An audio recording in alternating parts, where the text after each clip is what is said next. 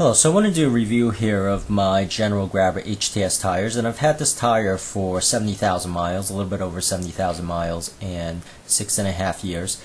And what I find is this is the best tire for sort of rain and wet and snow conditions. So I live in the northeast where there's 2 feet of snow or a foot of snow the past probably 4 winters. And this provided a lot of good traction, and I knew that from the tire rack reviews. So I compared this tire mainly to the Michelin Premier and to the Bridgestone Duelers, and the tire rack ratings rated this really the best wet condition and snow condition tire, which is why I bought this. Plus it was also the least expensive out of the three, being a $98 for one tire for my Honda Element, which is a lightweight SUV. So it was really the best bang for the buck, and I can definitely say from the 7 years I've used this, 70,000 miles, it is definitely very good in rain and snow conditions. And my previous tire on this same car was the General Grabbers, and they were terrible, or not the General Grabbers, they were the Goodyear Wranglers, and those were terrible in snow and rain.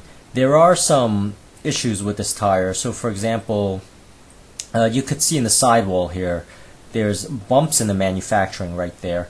So there is, when I bought this tire at least, there was some manufacturing issues where there were slight bumps which might lead to the tire being hard to balance, but I never really had an issue with that. It seemed fine to me, even though it is noticeable. Now here I have the sort of penny test, and you'll notice I still have roughly 30% of the tire left.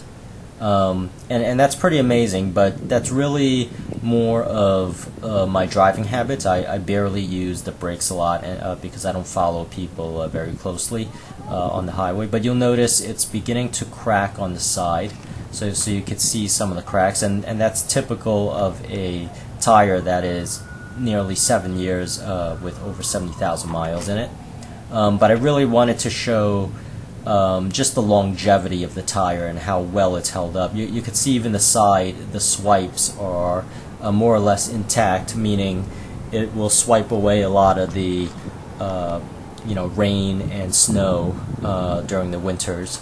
So this is a very good view of just what's left on the tread and just how impressive it is being a 70,000 mile or above tire. But once again, that's more has to do with your driving habits than the tire lasting as long as it has in the 7-year span that I used it, or in the 6.5, 7-year span, 70,000 miles that I've used it.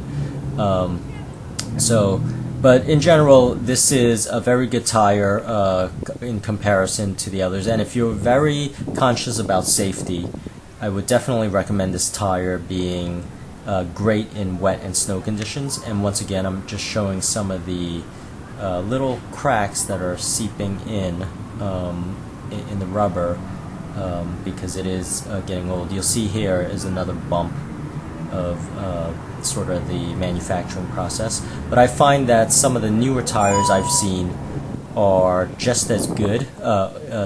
It's a lot more smooth in the manufacturing process. And here's the other tire, just to show you one of the rear tires, and I do rotate these regularly, so they're kept in very good shape. I rotate them about 7,000 miles, and I've consistently done it throughout the 7 years that I've had it. And once again, a close-up of the micro cracks that you see. But overall, I would definitely recommend this tire, and I will be buying this tire again probably sometime next year when I hit 80,000 miles on this wheel, on this tire. And thank you for watching.